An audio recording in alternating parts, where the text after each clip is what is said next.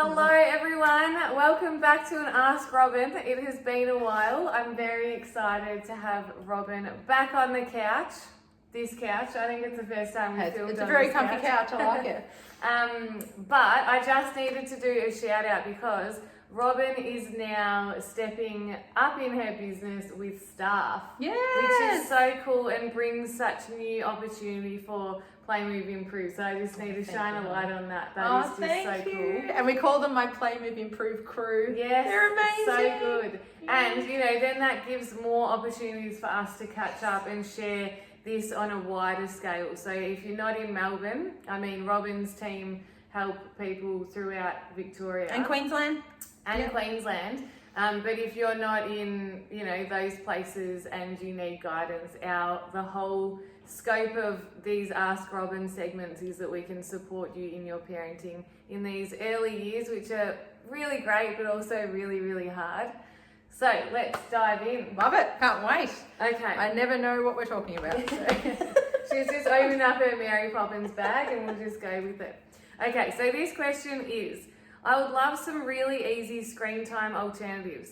How do I be involved with my kids and hang out but not play with the Barbies or the monster trucks or stuff like that? I feel so guilty, but imaginative play is just so boring to me. I could have written this myself. Easy quality time ideas that aren't boring for parents, I guess. Yeah, and I think probably the research I'd go into is Dr. Stuart Brown. He's amazing. Okay. And he talks all about play, and there's different personalities of play. There's different things we get out of play. Yeah. And so I have quite the personality. I am competitive. So I like board games and races and those sorts of things. My youngest daughter, loves imaginative play. It takes a lot out of me. I'm not a pretend, let's talk on the phone, let's play Barbie sort of play. But it's trying to combine it because I need to meet Phoebe's with where she loves. I always used to put a timer on for me. So I knew that 5-10 minutes, I soaked her in that. And then I did what we call aid then fade. I aid her to play in that. And then I fade away. Yeah. Might just sit back over here while she's still playing.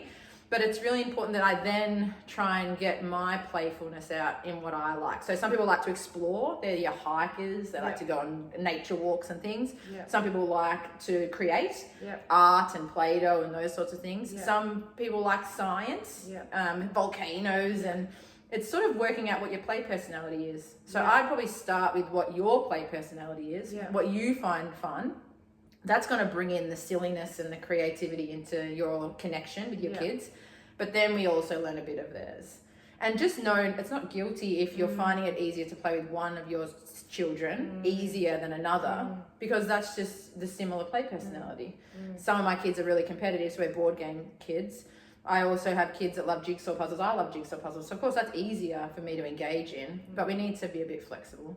So the things that I often take, I suppose, are what we used to love to play. So I might be showing my age, but if anyone knows what these are, elastics. We used to jump over them, and my style of play is really movement based. That's why I'm an exercise physiologist. But having resources always, and like my bag's not big, that's my bag, and it has all of these random games that we play, but half of it needs to be what motivates you, of how you like to play. And then we might bring a bit of imagination into it, but you don't have to feel like, oh my goodness, I have to do everything that my child wants to play. We give them a little bit of that type of play, and then we go, right, let's go do skipping. Let's go search for bugs in the garden.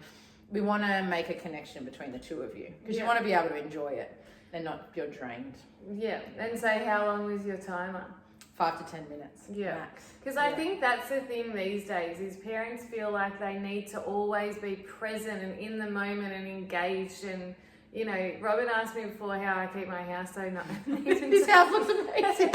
And it's because I do that. I start the game or I set up the play and I sit with them. Sometimes I don't even do that. I just encourage them.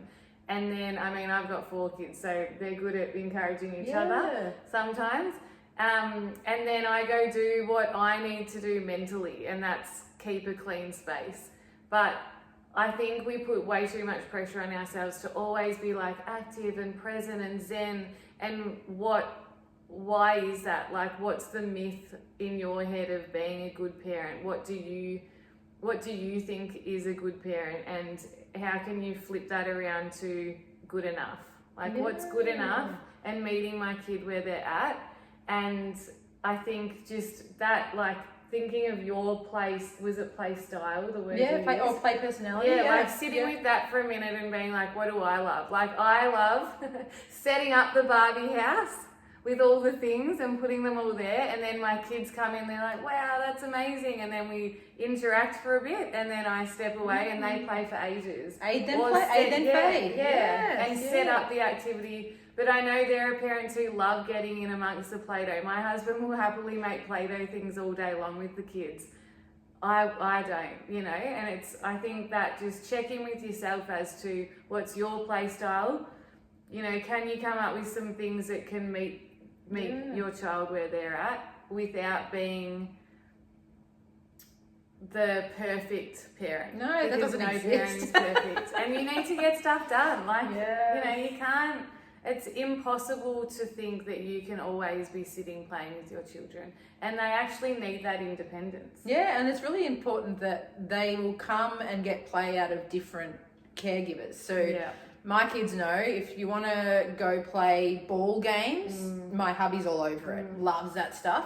If they want to do more creative, I love Play-Doh, those sorts of things. Yep, for sure. Yep. If they want to bake, we don't bake, go to Nan. Yeah. Like, all that, and they now, you know, my twins are 13. They'll, yesterday, they're like, Nan, can we bake? Absolutely. Yeah. We don't have to be the person for all of it. Yes. Like, that's what your tribe is for. Yeah. There's even friends that I know that come over, and those friends are the imaginative play friends. My friends are great at that. I'm not. It's we don't. There's no perfection out there. So I would really look into Dr. Stuart Brown's play personalities. He's amazing. He has a lot of research out there, and just have some things in your toolkit that interest you, that you like to play with, and your children will come along for the ride. They will. Awesome. Thanks for having me. Hope that's answered your question. Bye.